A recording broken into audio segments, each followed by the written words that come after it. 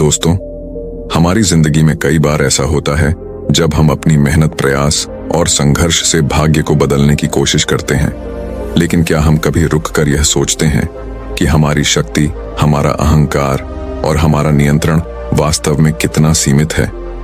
आज की कहानी आपको एक ऐसी यात्रा पर ले जाएगी जहां भाग्य, कर्म और ईश्वर की लीला का अद्भुत मेल है।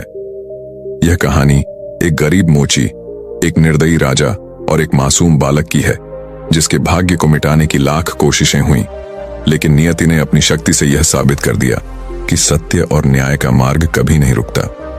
तो अगर आप यह जानना चाहते हैं कि कैसे एक गरीब का बेटा राजा बन गया और कैसे हर बाधा के बावजूद सच्चाई की विजय हुई, तो इस कहानी को अंत तक जरूर देखें। याद रखें, भाग्य हमेशा उनका साथ देता है जो सच्चाई, कर्म और दया के पथ पर चलते हैं। तो चलिए जीवन बदलने वाली कहानी शुरू करते हैं। बहुत समय पहले की बात है। एक दूर के गांव में रघुनाथ नाम का एक गरीब मोची अपनी पत्नी सीता के साथ रहता था। उनका जीवन कठिनाइयों से भरा हुआ था, लेकिन वे एक दूसरे के साथ खुश थे। एक सुबह उनके घर में खुशी की लहर दौड़ गई जब उनके घर एक प्यारा बेटा जन्मा। इस नन्ही खुशी ने उनके जीवन में नई उमंग भर दी। मोची और उसकी पत्नी इस अनमोल उपहार को पाकर बेहद खुश थे, मानो उनकी जिंदगी में एक नई रोशनी आ गई हो। गांव में हर ओर से लोग मोची को बधाई देने के लिए आ रहे थे। एक दिन एक साधु भिक्षा मांगते हुए उनके घर आया। साधु ने भिक्षा के लिए आवाज लगाई। मोची के घर में आज खुशी का माहौल था, इसीलिए उसने साधु को आदरपूर्वक अंदर बुला लिया और बैठने के लिए कहा। साधु के बैठ जाने पर मोची ने निवेदन किया, साधु महाराज, कई वर्षों के बाद हमें संतान का सुख मिला है। कृपया हमारे बेटे को आशीर्वाद दें और इसका नामकरण करें।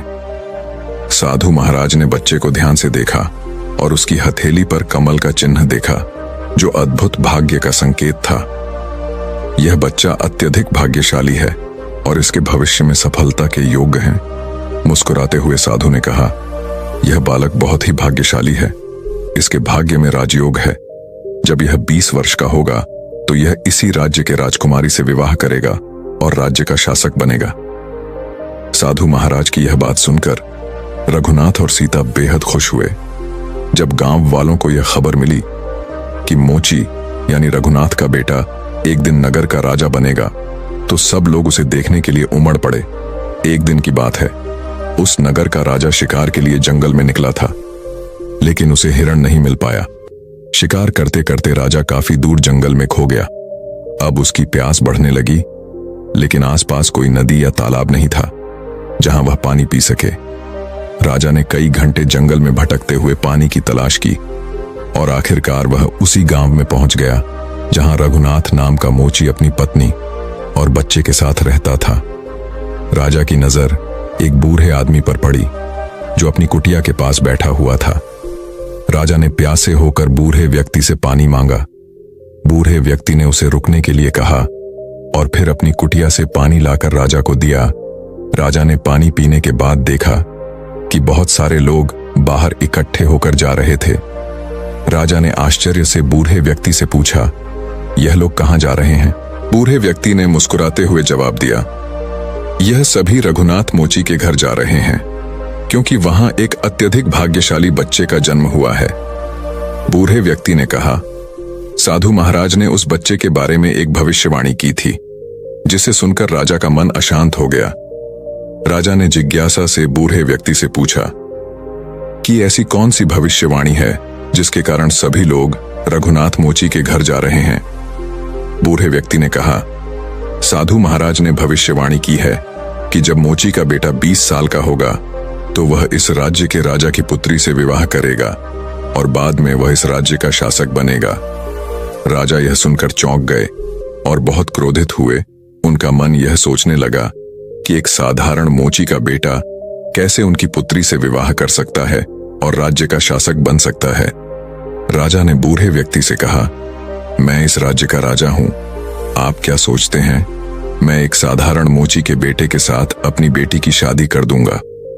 बूढ़े व्यक्ति ने शांत स्वर में उत्तर दिया, राजा जी, जो इस बच्चे के भाग्य में लिखा है उसे कोई नहीं बदल सकता। राजा ने अपनी ताकत पर घमंड करते हुए कहा, बूढ़े व्यक्ति, तुम क्या समझते हो मैं ऐसा होने दूंगा? हरगिज नहीं। बूढ़े व्यक्ति ने कहा, आप भगवान का लिखा हुआ मिटाकर दिखाइए। मैं भी वही हूं और आप भी वही हैं। तो अब हम देखते हैं कि यह सब कैसे घटित होता है। और फिर राजा अपने महल लौट गया, लेकिन रात भर उसकी नींद उड़ी रही। उसका मन इसी विचार में उलझा था कि किसी भी कीमत पर साधु महाराज की भविष्यवाणी को सच नहीं होने देगा। अगले दिन राजा ने अपना वेश व्यापारी में बदल लिया और रघुनाथ मोची के गांव की ओर निकल पड़ा। गांव पहुंचकर वह लोगों से पूछताछ करते करते रघुनाथ मोची के घर तक जा पहुंचा। राजा ने घर के बाहर से आवाज लगाई और रघुनाथ उसकी आवाज सुनकर बाहर आ गया। मोची ने कहा, आप कौन हैं और यहां किस लिए आए हैं? राजा ने कहा, मैं पास के गांव का एक धनी व्यापारी हूं और कपड़ों का व्यापार करता हूं। मैंने सुना है कि तुम्हारे घर में एक बहुत ही भाग्यशाली बच्चे का जन्म हुआ है और उसकी किस्मत में बड़े योग हैं।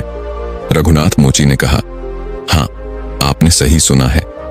व्यापारी यानी राजा ने मुस्कुराते हुए कहा, अगर आप बुरा ना माने तो एक बात कहूं। मोची ने सहमति में सिर हिलाया। राजा यानी व्यापारी ने प्रस्ताव रखते हुए कहा, क्या तुम अपना बच्चा मुझे दे सकते हो? इसके बदले में मैं तुम्हें बहुत सारा धन दूंगा। व्यापारी ने रघुनाथ मोची से कहा, मैं न केवल तुम्हारे बच्चे को धन दूंगा बल्कि उसकी पूरी देखभाल भी करूंगा। मोची रघुनाथ की पत्नी ने तत्काल उत्तर दिया, नहीं व्यापारी जी, मैं अपना बच्चा आपको नहीं दे सकती। इस पर राजा व्यापारी ने जवाब दिया, तुम्हारी स्थिति एक साधारण मोची की है। क्या तुम वाकई अपने बच्चे का भविष्य संवार सकते हो? रघुनाथ ने गहरी सोच में पड़ते हुए कहा, शायद आप सही कह रहे हैं, हम इसके लिए सक्षम नहीं हैं। रघुनाथ की बात सुनकर उसकी पत्नी ने भी सहमति जताते हुए कहा, ठीक है व्यापारी जी, हम आपके भरोसे अपना बच्चा सौंपने के लिए तैयार हैं। धनी व्यापारी यानी राजा ने रघुनाथ मोची से वादा करते हुए कहा, मैं इस बच्चे का पालन पोषण करूंगा, लेकिन जब यह 20 साल का हो जाएगा तब इसे तुम्हारे पास लौटा दूंगा। रघुनाथ मोची ने संतोष से सहमति में सिर हिलाया और राजा व्यापारी ने बच्चे को अपने साथ ले लिया। व्यापारी यानी राजा बच्चे को लेकर एक गहरी नदी के किनारे पहुंचा। उसने सोचा कि वह इस बच्चे को नदी में छोड़ देगा ताकि उसकी कहानी वहीं समाप्त हो जाए। लेकिन जैसे ही उसने बच्चे का मासूम चेहरा देखा, उसका मन विचलित हो उठा और उसे बच्चे को छोड़ने का साहस नहीं हुआ। काफी सोच विचार के बाद राजा ने एक मजबूत लकड़ी का बक्सा लिया और बच्चे को उसमें रखकर उसे नदी में बहा दिया। राजा ने सोचा कि यह बक्सा नदी के गहरे पानी में जाकर डूब जाएगा और बच्चा वहीं खत्म हो जाएगा। यह सोचकर राजा निश्चिंत होकर अपने घर लौट गया, यह मानते हुए कि अब इस बच्चे का कोई भविष्य नहीं है और उसकी बेटी के साथ इसका संबंध कभी नहीं बनेगा। उधर वह बक्सा नदी के बहाव में बहते बहते किनारे पर आ पहुंचा। नदी के किनारे पर एक संपन्न धनी जमींदार सूर्य को जल अर्पित कर रहा था। तभी उसकी नजर बहकर आई एक संदूक पर पड़ी। जिज्ञासा में आकर उसने संदूक खोला और उसमें एक मासूम बच्चे को देखकर आश्चर्यचकित रह गया। संयोगवश उस जमींदार के खुद के कोई संतान नहीं थी। जमींदार ने बच्चे को अपने घर ले गया, जहां उसकी पत्नी ने बच्चे को देखकर खुशी जताई। उसने अपने पति से पूछा कि यह बच्चा कहां से आया है। जमींदार ने उसे बताया कि कैसे यह बच्चा नदी में बहता हुआ मिला। दोनों ने बच्चे को अपनी संतान मानकर स्वीकार कर लिया और भगवान को धन्यवाद दिया। अब वह बच्चा जमींदार के घर में पलने लगा और जमींदार ने उसका नाम रवि रखा। समय बीतता गया और धीरे धीरे 20 साल बीत गए। रवि एक अत्यंत समझदार और बुद्धिमान युवक बन चुका था। एक दिन जब रवि अपने शिक्षक से शिक्षा प्राप्त कर रहा था, शिक्षक ने उससे कुछ कठिन प्रश्न पूछे। रवि ने तुरंत ही उनका सही उत्तर दे दिया। यह देख शिक्षक ने रवि की प्रशंसा करते हुए कहा, तुम अत्यंत होनहार हो रवि, तुम में भी महान बनने की पूरी क्षमता है। रवि की बुद्धिमत्ता देखकर शिक्षक बहुत प्रसन्न हुआ। उसी समय वहां से वही राजा गुजर रहा था जो किसी दूसरे राज्य के कार्य से जा रहा था। राजा ने रवि को देखा और उसकी बुद्धिमत्ता से प्रभावित होकर वहीं रुक गया। उसने रवि से पूछा, बेटा तुम कौन हो, कहां रहते हो और तुम्हारे पिता का नाम क्या है? रवि ने विनम्रता से कहा, महाराज मैं जमींदार श्यामलाल का पुत्र हूं। यह सुनकर राजा वहां से चला गया।